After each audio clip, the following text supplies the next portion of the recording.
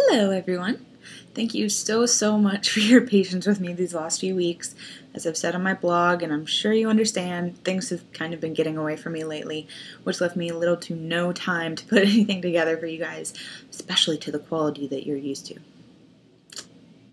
Okay, so I know I may or may not have told you all that I'd be doing the East India Trading Company this week, but we're still sort of working on that down in research, with a very loose definition of work, apparently.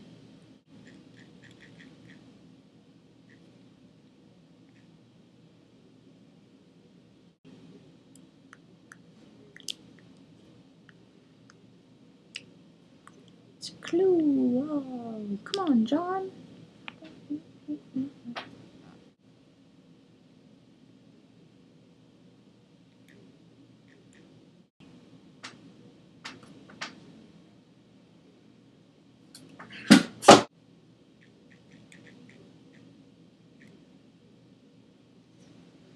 In any case, even though I told myself I wasn't going to do another art history subject this week, I honestly could not help myself.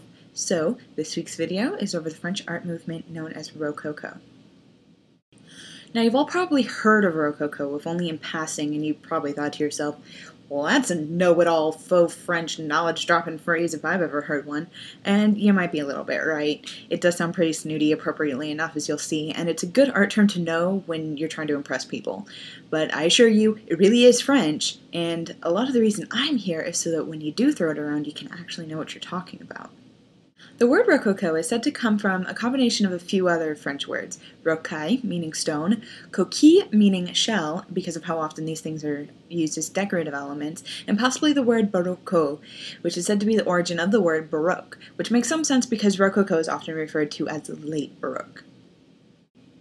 By the standards of earlier art movements, Rococo didn't experience a terribly long period of popularity and was relatively confined geographically. It stayed mostly exclusively in the French royal courts of Louis XIV, XV, and XVI, along with the courts of Vienna, Prague, and Lisbon, and largely ended with the French Revolution. Rococo art is pretty much synonymous with the decadence and frivolity of French court life at the time of Versailles and Marie Antoinette and cake and things. I'm sure you've all seen the movie. Rococo art and architecture is easily recognized by gold gilding, pastel colors, and a lot of ornamentation. Pretty much whatever it is that you picture when someone says historical French decor, that's usually it. The paintings were usually very light-hearted and fanciful with kind of cheeky subjects like secret love affairs and sensuous rendezvous. Things much milder in depth than had been seen previously. It was very much a stylistic dichotomy with other movements on either side of it, like Baroque beforehand and Neoclassical on the later hand. Lots of silk and diffused light and bows and curls and what my art history professor likes to call sponge sugar trees, a more perfected nature. Yeah, no lie, one artist is reported to have said at some point that true nature is too green and badly lit. Well, I can't speak from much experience, but I did go outside once. It was really bright. One good example of this light-hearted frivolity is The Swing by Jean-Honoré Fragonard.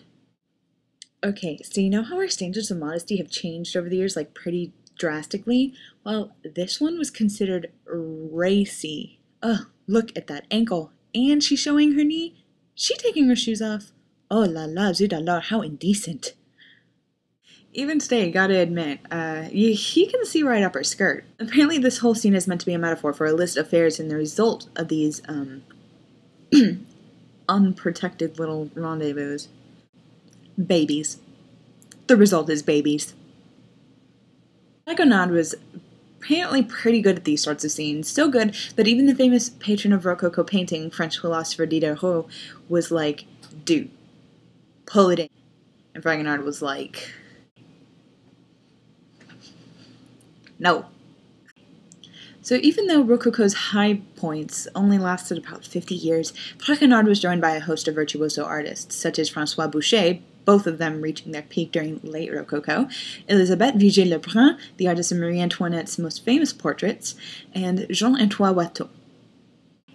Beyond painting, architecture, and decor, slowly, very, very, very slowly but surely, pottery and ceramic work was beginning to make a comeback, gaining attention like it hadn't since the Greeks.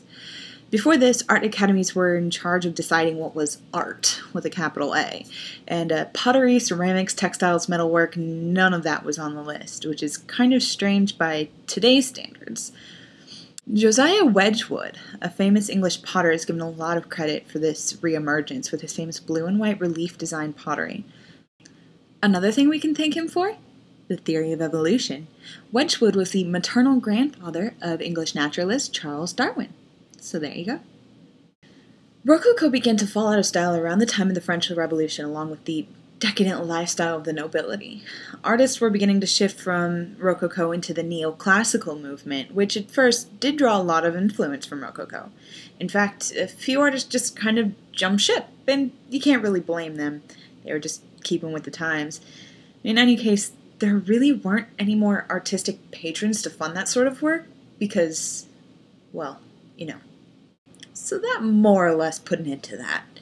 Revolutionaries weren't really in the market for fluffy romance pieces that they just simply couldn't relate to.